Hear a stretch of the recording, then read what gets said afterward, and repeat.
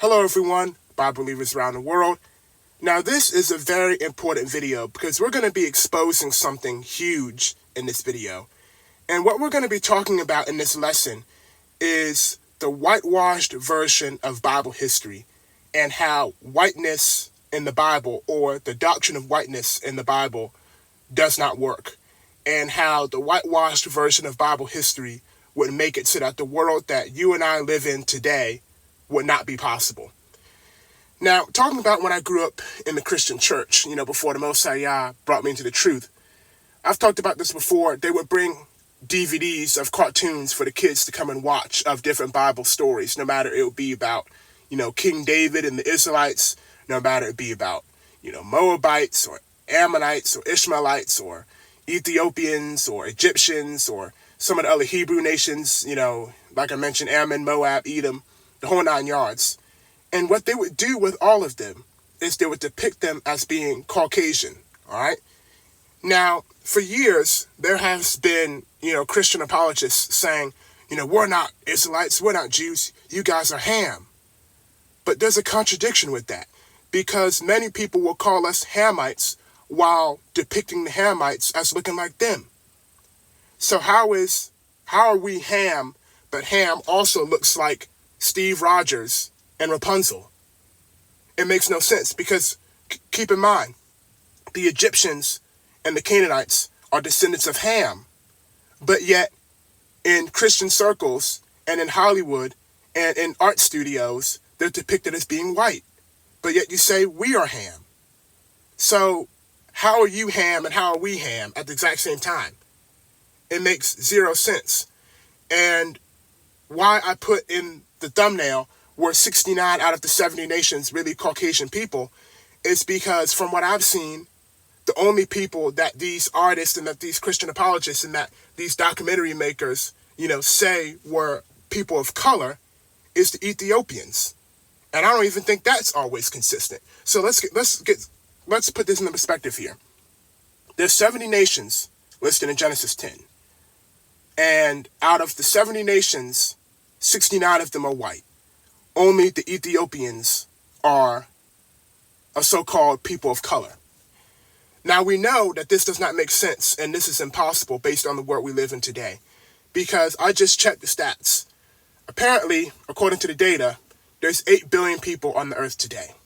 Now, we've talked a lot about this in the Japheth series, about the enlargement of Japheth, who is the real Caucasian, not Esau. We've exposed that many times. That's false doctrine that actually has its origins from the Talmudic writers. So, with that being said, the Japhetic Caucasians are, at best, 2 million people on the earth. We know that they are 1 billion at minimum. Now, that's a lot, but there's 8 billion people on the earth. So, based on the data we have in the world and the whiteness narrative that we are given about the Bible, it means we don't have enough white people on the earth. There's not enough Caucasians on the earth to make this false version of history work. Because if every single Hamite was white except for the Ethiopians, if all of the line of Shem is white, and of course we know, Japheth, the Japhites are white. We know they're white. If that's the case, then we would have to have about 7 billion out of the 8 billion be Caucasians. But that's not true. We only have between 1 billion and 2 million who are Caucasoid. And if we have anybody new here who'd be like, isn't it much less than that? No, because we've talked about in the Japheth series that the white race is a lie. It's the Japhetic race, or even the Caucasian race, makes more sense, because every Caucasian is not pale-skinned. Like I said, not every Caucasian looks like Steve Rogers or Rapunzel, because most of the Indians are actually Caucasoid. They have the same nose, the same lips, the same hair, the same skull shape, same body build. And when you check the DNA, they come from the same haplogroup as you Europeans, and they share a common ancestor with them. And the same thing with most of the Mexicans, the Latinos, same bloodline, they share a common ancestor with white people. They have the hair, they have the nose, they have the lips, and they have the body build, but they're tan, just like a lot of the Indians are brown. but they're still Caucasian. They still share a common ancestor with white people, so they are part of the population. You can add that in with some of the Brazilians as well. So we have between 1 billion and 2 billion Caucasians on the earth today, 1 billion at minimum. But let's go with 1 billion. So where are the where's the 6 billion coming from? Because we've talked about on the channel, that series is still active, I need to make another episode, that the sources are pointing towards the Chinese being descendants of Ham. And when you look at the Chinese 100 or 200 years ago, a lot of them look like straight up Africans. And there's 1 billion of them. So for this doctrine to work, all of them would have to be white, but the history and the DNA doesn't back that up. They don't share a common ancestor with white people. They're not of the same bloodline. And a lot of their features aren't even Caucasoid, because you look at them, a lot of them have black, wide noses and thick lips. Then you turn the clock farther back to the 1920s, 1930s, and before, and like I said, a lot of them look like straight up Africans.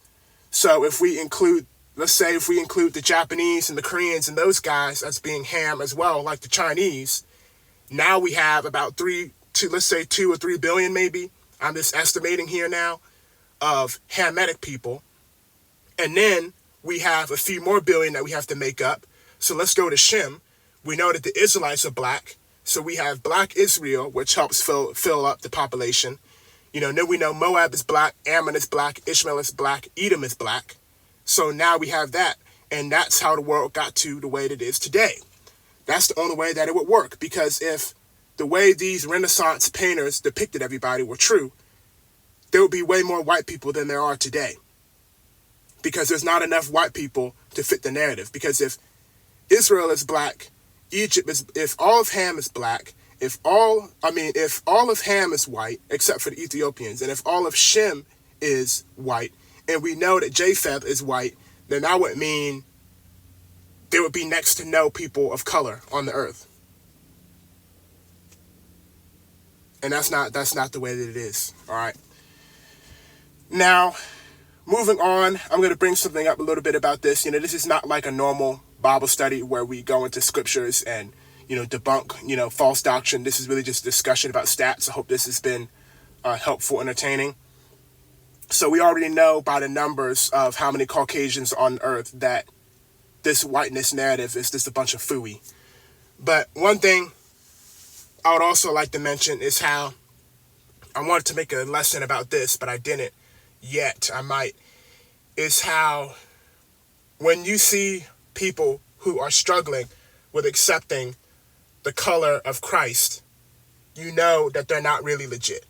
Because us Israelites grew up in the Christian church believing, just looking at the pictures at the bottom, believing that Rahab was white, Ruth was white, David was white, Judith was white, and Solomon was white. We grew up, and Christ was white. We grew up believing that, and we still loved the Bible to pieces, and we loved Jesus. But you have not all, we have a lot of Japhethites in the truth, who are not turned off by this, but we have quite a bit of, white people who find out that Christ was not, that Christ resembled more of Cam Newton than he resembled Brad Pitt. And they're furious, and they basically want to become an atheist now.